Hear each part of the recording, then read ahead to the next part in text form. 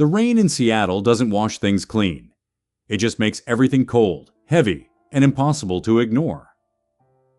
I sat in the sterile lobby of the Rainier Valley Neurological Clinic, watching the droplets race each other down the reinforced glass. My lower spine burned, a deep radiating heat from the epidural injection, meant to fix 30 years of hunching over drafting tables. I was 62 years old. I had $12 in my wallet, a dead cell phone, and a numbness creeping down my left leg that the doctor swore would fade by evening. I was also completely, utterly alone. Julian, my son, had sworn he'd be there by 3 o'clock. "I've got you, Dad," he had said on the phone the night before. His voice had carried that smooth, practiced reassurance he always used right before he needed something from me. 3 sharp. Don't stress. By 3:45, the receptionist, a young woman with tired eyes and a name tag that read Chloe, started looking at me with that specific blend of pity and irritation reserved for abandoned luggage. By 4:30, she walked around the desk. "Mr. Pendleton?" she asked, her voice deliberately soft. "The clinic closes in 20 minutes. Are you sure your ride is coming?" "He's coming," I said. My voice sounded thin, frail. I hated it. Traffic on the I-5 can be brutal this time of day. He's probably just stuck. Chloe looked down at her clipboard, then back up at me. She didn't want to say it, but clinic policy demanded it. "Sir, your son called our front desk an hour ago. He said an emergency came up at work. He told us he arranged a medical transport van for you." I stared at her. The burning in my spine suddenly felt very, very cold. "A transport van?" I repeated. She nodded, clearly uncomfortable. "He said they'd be here by 3:30. I've been calling the dispatch number he provided, but it's disconnected. Do you have someone else we can call?" I didn't. My wife had passed away 7 years ago. My younger brother Marcus and I hadn't spoken since he tried to swindle my retirement savings for a failed crypto venture. I had spent my entire adult life sacrificing a promising career as an architect to work a soul-crushing municipal zoning job, just to ensure Julian had a safety net.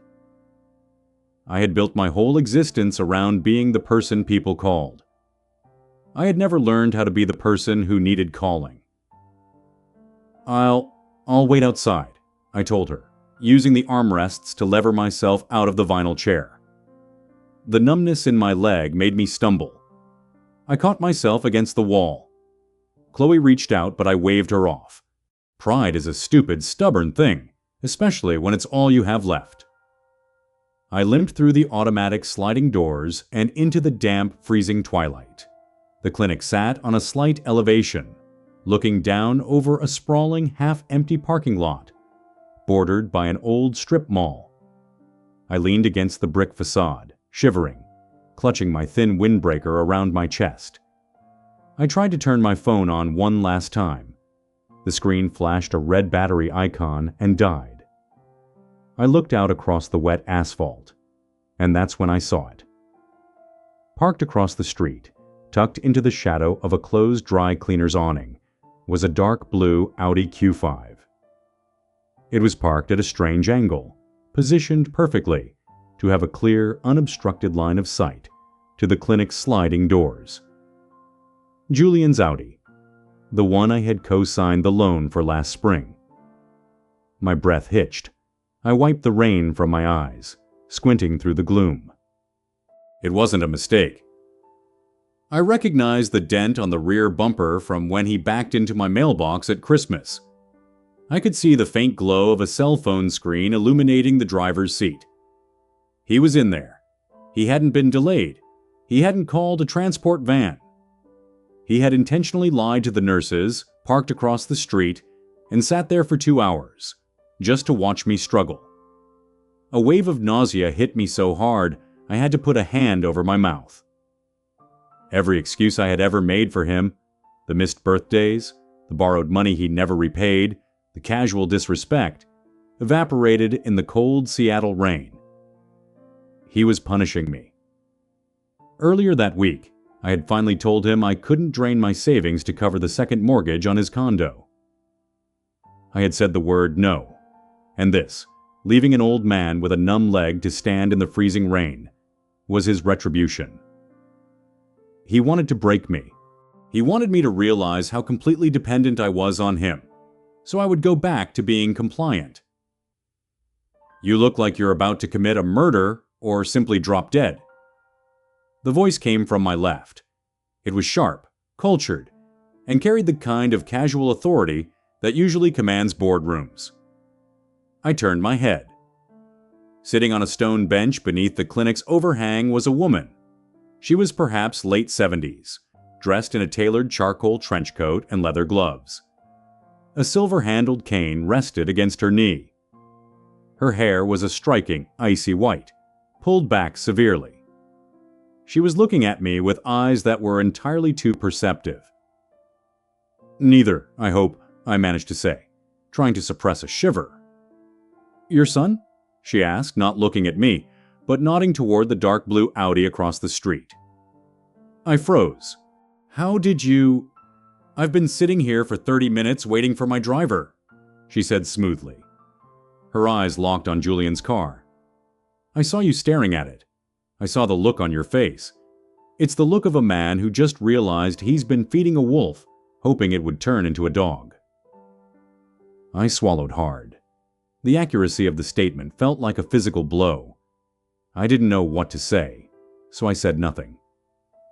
I just stood there, letting the damp chill seep into my bones, feeling more pathetic than I had in my entire life.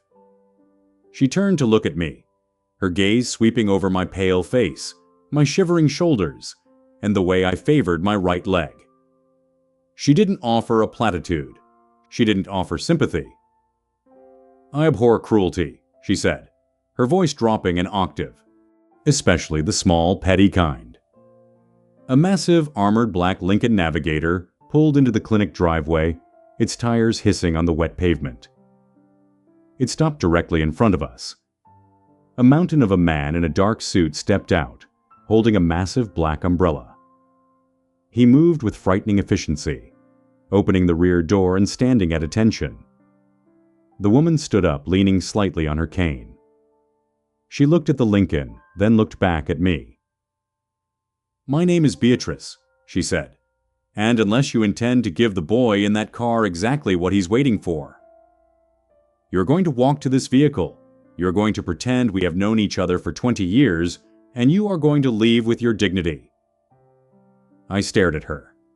The numbness in my leg was spreading, and the cold was turning my fingers blue. I looked across the street. The glow of the phone in the Audi had vanished. Julian was watching. He was waiting for me to pull out a dead phone, panic, and start limping toward his car to beg for help. I looked back at Beatrice. "Why?" I asked, my voice barely a whisper. "You don't know me." "Because," she replied, her tone turning to steel. "Someone once left me in the rain, Arthur, and I never forgot how it felt." I hadn't told her my name. She had clearly heard the receptionist call it out inside. I didn't hesitate. I pushed myself off the brick wall. Every step sent a jolt of fire up my spine, but I forced my spine straight. I walked toward the Lincoln. Beatrice stepped forward, slipping her gloved arm through mine as if it were the most natural thing in the world. "Walk slowly," she murmured. "Let him see you." We moved together under the umbrella.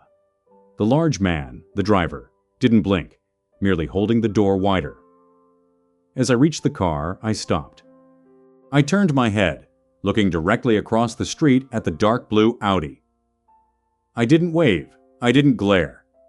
I just let him see that I was leaving, in a car he could never afford, with someone who wasn't him. I slid into the heated leather interior. Beatrice followed, and the heavy door slammed shut with the solid thud of a bank vault closing. "Drive, Elias," Beatrice commanded. The Navigator pulled away smoothly. Through the tinted glass, I watched Julian's Audi shrink in the distance until it was swallowed by the rain and the gray Seattle twilight. The silence in the car was thick, broken only by the hum of the engine and the rhythmic slap of the windshield wipers. I leaned my head back against the leather, closing my eyes. I thought the pain in my spine would be the worst thing I felt that day. I was wrong.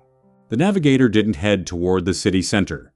Instead, we climbed higher into the hills, leaving the claustrophobic neon grid of downtown Seattle behind, for the dark, winding roads of the Puget Sound waterfront.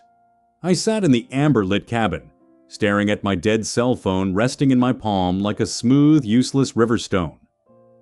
The heat from the leather seats was beginning to thaw the chill in my bones, but the numbness in my leg remained, a dull, heavy anchor reminding me of how easily my body had betrayed me. Beatrice sat opposite me, unfastening her leather gloves one finger at a time. She didn't offer comfort or ask leading questions. She simply watched me with the calm detachment of a chess player assessing an unexpected opening move. "You're wondering what kind of trap you've just walked into," she said finally, her voice cutting through the hum of the engine. "The thought crossed my mind," I admitted, my voice raspy. "Most people don't rescue strangers out of pure charity, especially not in a vehicle that costs more than my first home." A faint, dry smile touched the corners of her mouth. "Charity is an inefficient emotion. I prefer utility. Besides, I told you, I have an aversion to petty cruelty, and your son is an artist of it." She leaned forward, tapping a silver-capped finger against the glass partition separating us from the front seat. "Elias, turn on the heater back here. Mr. Pendleton is still shaking." The partition slid down slightly. A deep, gravelly voice rumbled from the front. "Yes, ma'am. We're 5 minutes out from the gates." The car swung sharply through a pair of wrought iron gates half hidden by dripping cedar trees. The driveway stretched for a quarter of a mile, winding through manicured lawns before opening up into a courtyard dominated by a sprawling, slate-roofed stone mansion that looked less like a home and more like a fortress carved directly into the rugged Pacific cliffside. As the navigator glided to a halt, the heavy oak front doors opened before we even came to a complete stop.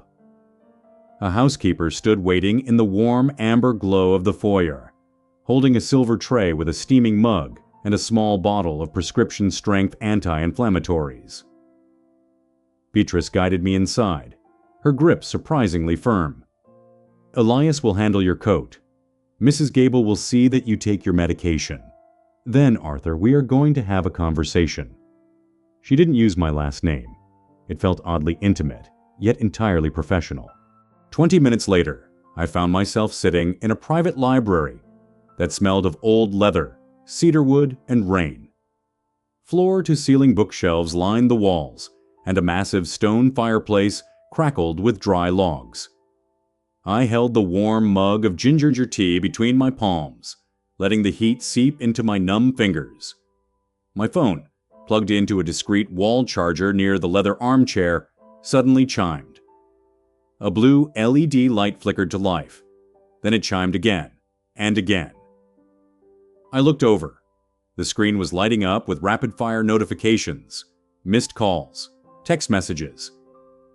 "Dad, where the hell are you?" "The clinic called saying you left with someone." "Who was that?" "Dad, answer your phone. This isn't funny. Call me right now." I watched the screen blink, feeling a strange hollow detachment. 4 hours earlier, those messages would have sent me into a panic. I would have called him back immediately, apologizing for worrying him, feeding right into the narrative that I was helpless without his permission. Now, sitting in a room 3 times the size of my apartment, the notifications just looked like static. Beatrice walked into the library, holding a thin leather folder. She had changed out of her trench coat into a structured obsidian wool blazer. She walked with a steady, unhurried grace, stopping by the desk to set the folder down. "Ignoring them is the first step," she said, nodding toward my phone. "Though poorly managed, entitlement is a persistent disease. It requires cold water, not comfort." He thinks I've been kidnapped, I said, leaning back into the cushions. He thinks you've slipped off the leash, Beatrice corrected sharply. She pulled a single sheet of paper from the folder and slid it across the mahogany table toward me. Tell me, Arthur, what do you see when you look at that? I glanced down. It was a municipal employment record, yellowed at the edges. My own name. My decades as a senior urban zoning planner for the county, followed by 20 years of uncredited architectural consulting for municipal housing projects. My past, I said quietly, a collection of bureaucratic compromises. I see a genius who spent 40 years designing public housing for ungrateful city councils, while his own talents were systematically drained by people who viewed him as a utility bill, Beatrice said without a blink. She pulled out a second sheet. And this is a preliminary portfolio of my company's current holdings: Vance Maritime and Logistics, ports, shipping terminals, container yards from Seattle to Anchorage. I stared at her, genuinely bewildered. Why are you showing me this? Because for 3 years, my board has been trying to convince me to approve a multi-million-dollar modernization project for our Pacific Northwest shipping terminals, she said, her eyes locking onto mine with terrifying clarity. Every architect they brought me presented blueprints that were efficient, soulless, and ultimately useless. They didn't understand how human beings move through space. They only understood square footage.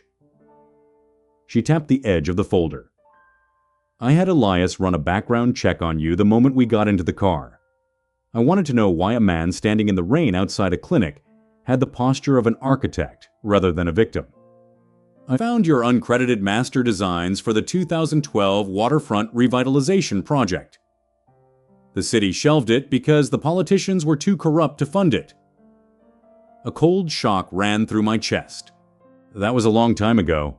I'm retired. My back is ruined, and my son thinks I'm losing my mind. Your back needs physical therapy, which I can provide, Beatrice said smoothly. Your son thinks you're losing your mind because you've spent 40 years letting him believe you have no spine. And as for retirement, she leaned forward, resting her hands on the desk. I don't need a retired man, Arthur. I need someone who understands the architecture of human misery to fix the infrastructure of my company. I stared at her in silence. The fire crackled in the hearth, throwing long, erratic shadows across the book-lined walls. Outside, the rain lashed against the reinforced glass of the mansion, but inside, the air was entirely still, charged with an intensity I hadn't felt since I was 30 years old, holding my first approved blueprint in my hands. You're offering me a job, I said, testing the words on my tongue. I'm offering you a trial, Beatrice corrected. 30 days. You live here. You review our terminal expansion blueprints. If you find the flaws my board is too blind to see, we talk about a permanent partnership. If you fail, or if you decide you'd rather go home to a son who treats you like an inconvenience. She paused, letting the silence hang heavy. Elias will drive you back to your empty apartment, and you can resume apologizing for taking up space. My phone buzzed again on the table. One missed call from Julian, followed by a text from my brother Marcus. Heard you pulled some weird stunt with a rich woman. Call me before you ruin what's left of this family. I looked at the messages, then looked up at Beatrice Vance. For the first time in 7 years, since the earth had settled over my wife's grave and my son had begun treating me like a landlord who paid rent in domestic service. I felt a strange electric sensation ripple through my chest.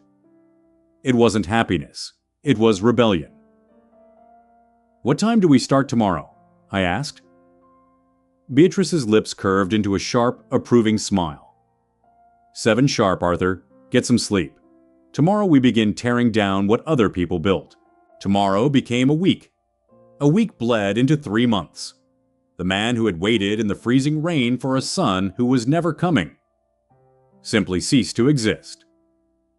Working with Beatrice Vance wasn't a job. It was an intellectual forge. Every morning, I woke before dawn. I drank bitter black espresso, a sharp scalding shock to the system that washed away the stale taste of my old life. My drafting table in the estate's west wing overlooked the violent gray chop of the Pacific Ocean. The air in my office perpetually smelled of salt water and the faint, metallic tang of ozone from the distant shipping yards.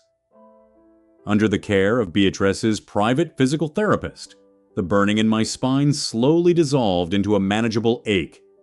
I stopped hunching. I stood taller. When my hands rested on the rough, heavy grit of architectural blueprint paper, they no longer trembled. I wasn't just fixing the logistical bottlenecks of Vance Maritime shipping terminals. I was tearing out decades of inefficiency by the root, wielding authority with a quiet, lethal precision I hadn't tapped into since I was in my 20s. And as I grew stronger, the silence from my old life grew louder.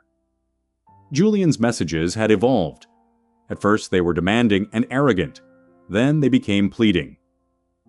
When I ignored both, they mutated into a frantic, low-level panic. I had stopped paying his exorbitant car insurance. I had quietly closed the joint account he used to casually cover his condo fees. It didn't take a psychologist to realize he wasn't mourning the loss of his father. He was terrified of the sudden gaping hole in his balance sheet. He finally tracked me down on a Tuesday in late November. I was standing on the rain-slicked concrete of Terminal 4, reviewing a massive foundation pour for a new cargo crane, when a familiar voice cut through the mechanical roar of the machinery. "Julian." He looked exhausted. His tie was loose, his designer coat damp from the drizzle, and his eyes kept darting nervously toward Elias and the armored black navigator idling 30 yards away. "Dad." He reached out, his hand hovering in the cold air for a second before dropping awkwardly to his side. You're looking well." "I'm working, Julian," I told him, not taking my eyes off the site foreman in the distance. "Working." He let out a harsh, incredulous laugh, stepping closer. "You're living in a fortress with a shipping billionaire. You cut me off completely. Do you have any idea what this looks like?" I slowly turned to face him. When I looked at my son, I didn't feel anger. I felt an overwhelming, hollow sadness. Not for the man standing in front of me, but for the boy I had sacrificed my youth to raise, who had somehow mutated into a calculated stranger. "It looks like a man who finally found his own ride home," I said quietly. Julian's jaw tightened. The feigned concern vanished, replaced by a sharp, calculating glint. "She's using you, Dad. Someone her age, with that kind of obscene wealth. She's vulnerable, and you're getting tangled up in it. What happens when she gets bored and cuts you out? Have you seen her legal documents? Do you even know what you're legally liable for right now?" There it was. The absolute bottom of the barrel. He didn't care if I was happy. He wasn't worried about my health. He was running a risk assessment on my new life, trying to figure out if there was a payout he was missing out on. "Go home, Julian," I said, turning my back on him. "And don't show up at my sites again."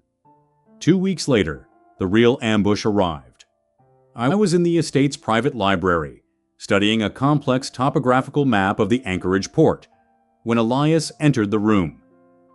His footsteps were practically silent, a jarring contrast to his massive frame. "Mr. Pendleton," Elias rumbled, checking a sleek black tablet. "You have a visitor at the main gate. He claims to be your brother." "Marcus." My breath caught in my throat. We hadn't spoken since he blew a massive hole in my retirement savings 7 years ago with a fraudulent cryptocurrency venture. The air in the library suddenly felt thin and suffocating. "Send him in," I instructed. My voice leveled despite the sudden hammering in my chest. 10 minutes later, Marcus walked into the library wearing a smile that looked like it had been practiced in a rearview mirror. He wore a sharp, tailored navy suit and immediately filled the room with an overpowering smell. A heavy, synthetic bergamot cologne desperately meant to project wealth and success. But as he crossed the Persian rug, my eyes dropped to his shoes. The leather was undeniably expensive, a custom Italian cut. But the heels were brutally scuffed, the leather sheared away on the edges to reveal the cheap, pale wooden core beneath. It was the physical manifestation of a man going bankrupt, spending his last dollars pretending he wasn't. Arthur. Marcus spread his arms, stepping into the warm, ambient light of the fireplace. God, it's good to see you. You look 10 years younger. And you look exactly the same, Marcus. I didn't stand up. I kept my hands folded over the map. I gestured toward the empty leather armchair across from the desk. To what do I owe the sudden reunion? He sat, immediately leaning forward, resting his elbows on his knees to manufacture a sense of deep intimacy. I talked to Julian. He's worried sick about you, Arthur. This whole situation. It's not normal. You moving in with Beatrice Vance? Cutting off your own kid? My kid parked across the street from a hospital and watched me freeze, Marcus. He used me as a prop in a power play. Marcus waved a hand dismissively, brushing off the cruelty as if it were a minor traffic violation. Kids make mistakes. We're family, Artie. And family is all you really have when the dust settles. He lingered on the word family.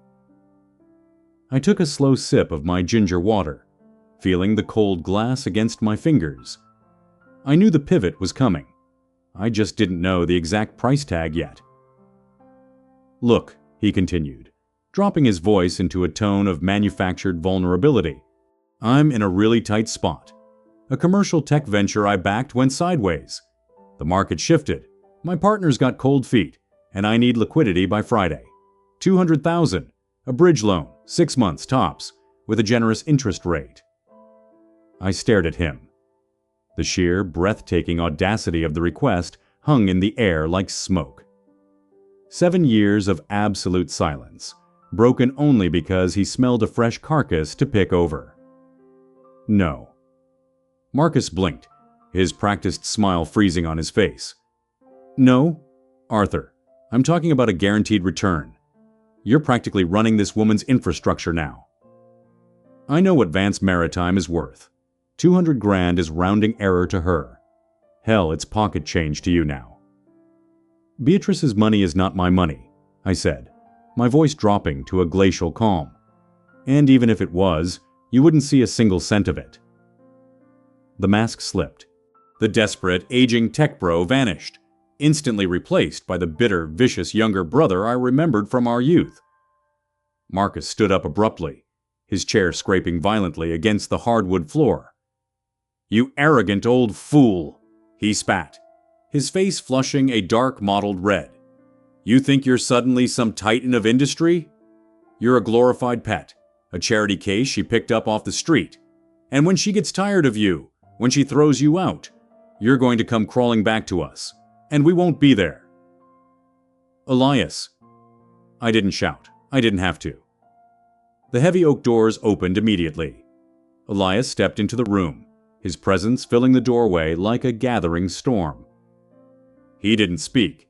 He simply stared at Marcus with dead, unblinking eyes. Marcus looked at the security chief, then back at me, his chest heaving. You'll regret this, Arthur.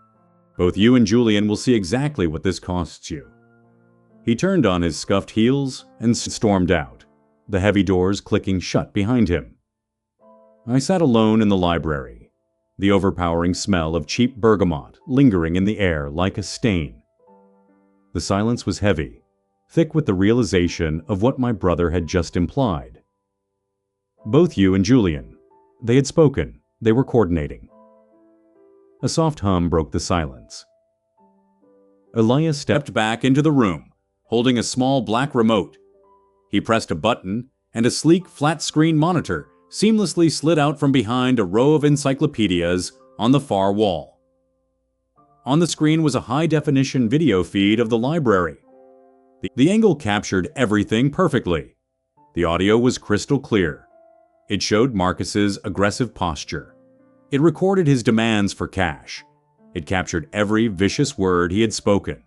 I looked up, tracing the invisible wire. Tucked discreetly into the ornate crown molding in the corner of the room, almost invisible in the shadows, was a small, domed camera. A tiny red light blinked steadily in the darkness. Ms. Vance insists on a highly secure environment. Elias rumbled, his expression entirely unreadable, as he paused the video on Marcus's furious face. She prefers to keep a pristine record of those who mistake her hospitality for weakness. I stared at the blinking red light, a slow, freezing realization washing over me. Julian and Marcus thought they were cornering an old defenseless man. They didn't realize I was no longer the prey. The blinking red light in the library didn't just record a threat. It illuminated the exact nature of the war my family was preparing. I spent the next 3 weeks operating with a cold, mechanical precision I didn't know I possessed. The Vance Maritime Annual Board Summit was held in the glass-domed atrium of the company's Seattle headquarters, 50 stories above the black, churning waters of Elliott Bay. The vast room smelled of seared scallops, fresh rosemary, and the sharp, salty ozone drifting through the climate control systems. Waiters moved like phantoms, weaving through clusters of the Pacific Northwest's wealthiest shipping magnates, their silver trays catching the ambient light of the massive crystal chandeliers overhead. I stood near the main presentation stage, wearing a tailored charcoal suit that fit the new, upright slope of my shoulders. I took a sip from my flute of dry vintage champagne. The liquid suddenly tasted bitter and metallic against my tongue. The heavy mahogany doors at the back of the atrium swung open with a jarring crack. The low melodic hum of the hired string quartet abruptly died, the cellist's bow dragging out a harsh, discordant note. Julian walked into the room. He wasn't alone. Marcus flanked him on the right, his chest puffed out in a pathetic display of borrowed confidence. The overpowering stench of his cheap bergamot cologne cutting right through the delicate aromas of the catered dinner. On Julian's left walked a man clutching a thick leather briefcase, a lawyer, radiating the specific kind of oily desperation that thrives in family courtrooms. The atrium plunged into a stunned, heavy silence. The clinking of crystal stopped. Dozens of eyes turned toward the entrance. "I am so sorry to interrupt." Julian's voice echoed off the arched glass ceiling, dripping with a rehearsed, sickening sorrow. He pressed a hand to his chest, his eyes scanning the crowd to ensure he had their complete attention. "We are here for the safety of my father." The lawyer stepped forward, dropping a thick manila envelope onto the nearest linen-draped table. The heavy brass clasp hit the wood with a dull thud. "We have an emergency medical proxy." The lawyer tapped the envelope with 2 fingers, puffing out his chest to address the board members. "Drafted under the authority of the state. We have documented reason to believe Arthur Pendleton is suffering from severe cognitive decline, paranoia, and is currently being manipulated by Beatrice Vance for corporate gain." The accusation hung in the air, toxic and heavy. A familiar, sickening psychological shift hit me. The ghost of my old self, the subservient man who would have withered under this public humiliation, screamed at me to shrink. My instincts begged me to apologize to the board, to grab Julian by the arm, and to drag him into a hallway to avoid making a scene. My heart hammered violently against my ribs. I felt the icy condensation on my champagne flute soaking into my trembling fingers. Then I looked at Beatrice. She sat at the head of the center table, slowly swirling a glass of sparkling mineral water. She didn't look angry. She didn't look embarrassed. She looked mildly, almost dangerously entertained. She caught my eye, lifting a single elegant silver eyebrow. Beside her, stepping smoothly out of the shadows of a marble pillar, Elias stood with his massive hands resting loosely at his sides. He didn't reach for an earpiece. He didn't move to intercept the intruders. He gave me a single, barely perceptible nod. The panic vanished. The suffocating weight of my old life evaporated, instantly replaced by an icy, absolute clarity. I placed my champagne flute down. The glass left a perfect cold ring of moisture on the white table linen. I took a slow, deliberate breath and walked toward the center of the room. I didn't rush. I let the silence stretch, forcing them to wait for me. "You crashed a closed corporate summit, Julian." I kept my voice low, an octave deeper than my usual tone, forcing the entire room to lean in to hear me. With a hired attorney and a forged narrative. "Dad, please." Julian held his hands up, his eyes darting toward the horrified board members, playing his role flawlessly. "You aren't yourself. You've cut off your family. You're preparing to sign off on multi-million-dollar infrastructure changes for a woman you barely know. We need to get you medically evaluated before she drains whatever you have left." Marcus crossed his arms, stepping into the light of the chandelier. "We're just trying to protect you, Arthur. You're vulnerable right now. You're confused." My eyes drifted down to the manila envelope resting on the table, the golden detail of their betrayal. The edges of the thick paper were slightly bent and wrinkled, stained dark, where Julian's sweating, manicured fingers had gripped it too tightly during the elevator ride up to the penthouse. That envelope held the legal machinery to strip away my autonomy, my finances, and my dignity. "Vulnerable," I repeated, tasting the word. "Yes, Mr. Pendleton." The lawyer puffed out his chest, stepping squarely into my path. "We have sworn affidavits from your son and your brother. They document a sudden, erratic shift in your personality, unreasonable aggression, financial paranoia. A judge has granted us immediate temporary conservatorship pending a full neurological evaluation." He picked up the bent envelope and shoved it toward my chest. I didn't take it. I just looked at my son. Julian's eyes were wide, projecting deep, filial concern for the audience of shipping executives. But beneath that mask, in the micro-expressions pulling at the corners of his mouth, I saw the truth. I saw the arrogant, spiteful boy who had parked his blue Audi in the rain to watch me suffer. He honestly believed he had won. He believed he had cornered me in front of Seattle's elite, assuming I would fold out of sheer embarrassment. They expected me to rage. They expected me to crumble. They expected an old, broken architect to beg for mercy in the shadows. They had no idea that I held the remote to the room's main presentation server in my left pocket. The remote was a smooth, heavy sliver of cold polycarbonate against my palm. My thumb found the grooved activation button in the darkness of my pocket. I didn't blink. I didn't raise my voice. I just looked at the lawyer, then at my brother, and finally, deeply, into the eyes of my son. "I am not vulnerable," I told him, the metallic taste of adrenaline flooding the back of my throat. "And I am not confused." I pressed the button. The ambient lighting in the atrium abruptly dimmed. Behind me, the massive, wall-to-wall 4K presentation screens, designed to display global shipping routes to international investors, flickered to life. The sudden, blinding blue glare cast long, skeletal shadows across the linen-draped tables. The sound system, calibrated to project over hundreds of people, kicked in with a sharp hiss of static. Then Marcus's voice boomed from the ceiling, amplified to a deafening volume. "I need liquidity by Friday. 200,000. A bridge loan." The entire room gasped. Dozens of shipping magnates turned their heads. On the massive screens, towering 20 feet high in brutal high definition, the crystal-clear security footage from the estate's library began to play. "You're practically running this woman's infrastructure now. I know what Vance Maritime is worth.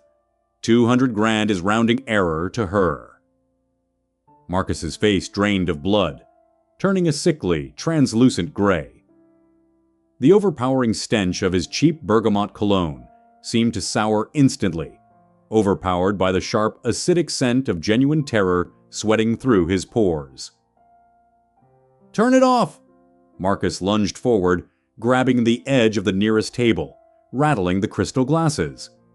"Arthur, turn that off right now!" I didn't move. I kept my thumb pressed against the plastic. The audio continued, broadcasting his vicious, snarling face to the most powerful executives on the West Coast. "You arrogant old fool. You're a glorified pet. A charity case she picked up off the street. Both you and Julian will see exactly what this costs you." The lawyer dropped his hands to his sides. He took one slow, deliberate step away from Marcus, his eyes wide, rapidly calculating the catastrophic destruction of his own legal career. But I wasn't finished. I clicked the remote a second time. The screen flashed. The video of Marcus vanished, replaced by a simple, stark waveform graphic. A recorded voicemail, legally archived by Elias's security network, filled the atrium. It was Julian. "Look, Uncle Marcus, we just need the medical proxy to look legitimate." Julian staggered backward as if he had been physically struck in the chest. His jaw fell open, but no sound came out. "The lawyer says if we create enough of a scene at the summit, the board will panic. Beatrice Vance hates public scandals. She'll cut a massive settlement just to make the conservatorship go away before it hits the press. We lock down the old man's assets, we split the payout, and I finally get out of this condo debt." The audio clipped off. The silence that followed was absolute. It was a suffocating, crushing vacuum, broken only by the faint, rhythmic lapping of the dark waters of Elliott Bay against the glass foundations far below. I looked at my son. The carefully styled hair, the expensive coat, the practiced mask of sorrow. It had all melted away, leaving nothing but a terrified, pathetic little boy staring at the wreckage of his own greed. "Fraud," Beatrice Vance said.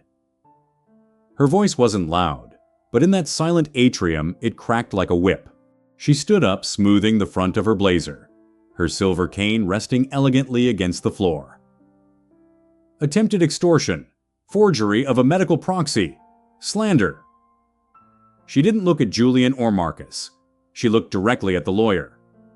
"I employ a legal team that costs more per hour than you will earn in a lifetime.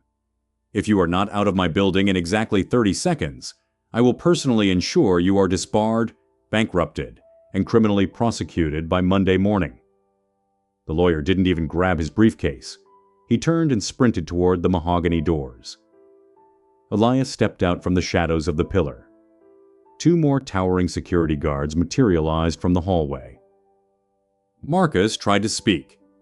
He looked around the room, making desperate eye contact with the silent, disgusted board members, but there was nowhere left to hide. Elias placed a massive, immovable hand on his shoulder. "Time to leave," Elias rumbled. Julian didn't fight. As the guards ushered them toward the exit, he turned back to look at me one last time. His eyes were shining with tears. The arrogance was gone, replaced by the crushing realization that he had just burned the only bridge that would never be rebuilt. I didn't look away. I didn't offer a reassuring nod. I simply let him carry the weight of what he had done. When the heavy mahogany doors finally clicked shut behind them, the string quartet hesitantly raised their bows. A low murmur rippled through the crowd. Beatrice walked around the table, stopping directly in front of me. She handed me a fresh, ice-cold flute of champagne. "Your blueprints for the Anchorage terminal were flawless, Arthur," she said, raising her glass in a toast only the 2 of us could hear. "Consider your trial period complete. Welcome to the board, Chief Director." 4 months later, the Seattle rain was finally giving way to the pale, hesitant sunlight of early spring. I sat in a small, neutral coffee shop near the edge of the university district. The air smelled of roasted espresso beans and wet pavement. I wore a heavy wool peacoat and checked the platinum watch on my wrist. The bell above the door chimed. Julian walked in, He looked thinner. The designer coats had been replaced by a plain, slightly wrinkled jacket. He ordered a black coffee, his hands trembling slightly as he handed the barista a few crumpled bills, then walked over to my booth. He slid into the seat across from me. He didn't look at my face. He stared down at his ceramic mug, watching the steam curl into the air. "Thanks for meeting me," he muttered, his voice stripped of its old smooth confidence. "You have 10 minutes, Julian," I replied, keeping my hands resting on the table. The legal fallout had been catastrophic for them.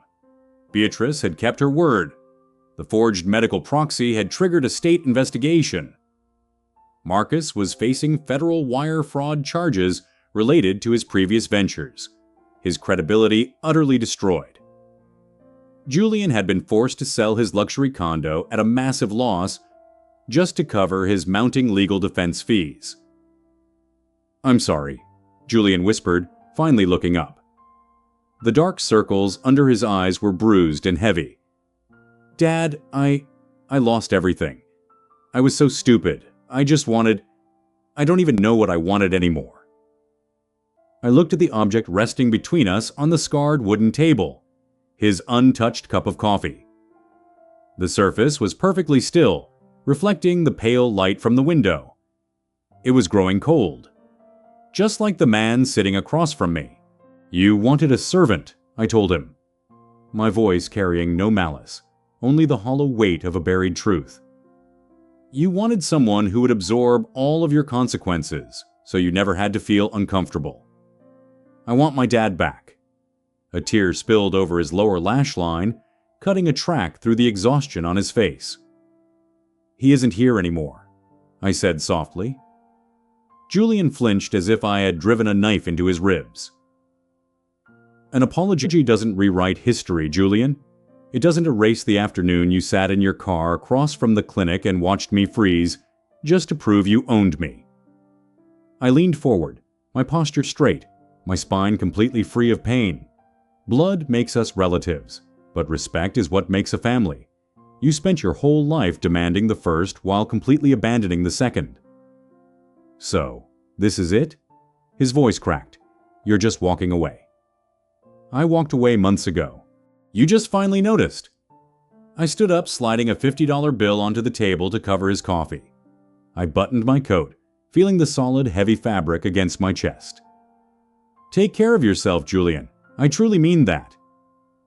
I turned and walked out of the coffee shop, stepping into the brisk, clean air of the Pacific Northwest. I didn't look back through the glass window to see if he was watching me leave. I didn't need to. For 40 years, I had believed that being a good father meant setting myself on fire just to keep my family warm. I had believed that my value was intrinsically tied to how much pain I could quietly endure for the people who claimed to love me.